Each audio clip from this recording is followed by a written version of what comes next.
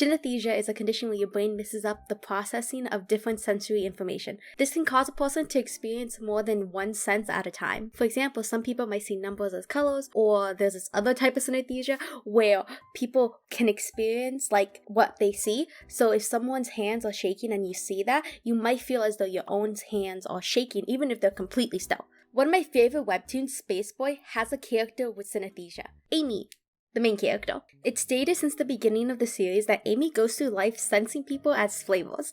She senses her mom as mint, her dad as hot chocolate, and her best friend as pineapple with jalapeno. I was in the middle of rereading this series when I thought to myself, what flavor would I be? Lucky for me, the author can read minds, because on chapter 142, the author, Stephen McCraney, I really hope I'm pronouncing that right, Stephen posted a quiz that you can take to find out what your flavor would be. Step 1. Find out if you're tart or sweet. Tart people are very direct and logical thinkers. They are not afraid of what people will think and will say what's on their mind. Think like Bakugo or Ida from My Hero Academia. Sweet people, on the other hand, are very indirect. They try to find solutions that will make everyone happy, but they are very sensitive and empathetic, and they usually avoid conflicts and just try to please everyone. Very much a people pleaser. Think more like Taru from Fruit Basket.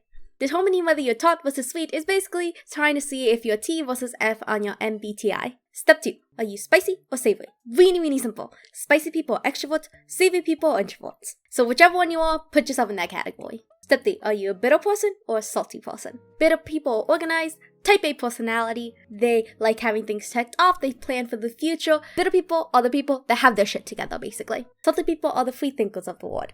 They improvise on the fly, they are very flexible, but they are normally, more than not, late to events. Step 4. Now you're going to pick 2 out of the 3 flavors that fit you the best. Me personally, I got sweet, savory, and salty. I know for a fact I'm the biggest introvert of all time, so it's really just choosing between sweet and salty. I like making people happy, and I'm also really sensitive. I also avoid conflict like the freaking plague. Like if I get 2 feet within it, I'll and die. And even though I'm not the biggest crier at movies, whenever I get told like a really sad and personal story, whether it be from the internet or on the phone or like in person, I just have to try really hard to hold in my tears. On defense of salty, I like freedom a lot. You tell me to do something and I'll spite-defy you. Don't jump into that shallow pool. I wasn't going to, but now I have to. And if the pile of dishes in my dishwasher that I still need to empty out has anything to say about this, I'm a very bad procrastinator. It was actually kind of hard in my head to go back and forth like this, so I decided just to flip a coin to choose it.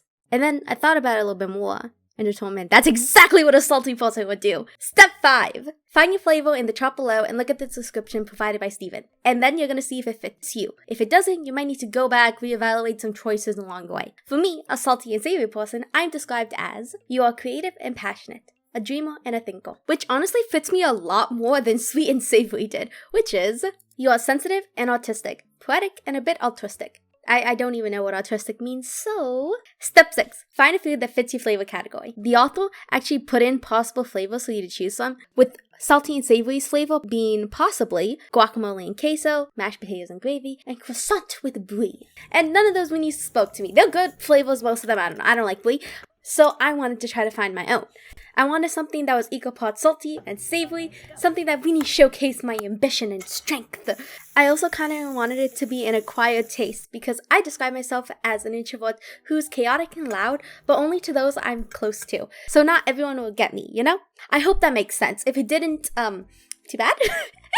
And it also had to be something that I can cook for this be well. So I present my flavor, not entirely correctly made spam musubi.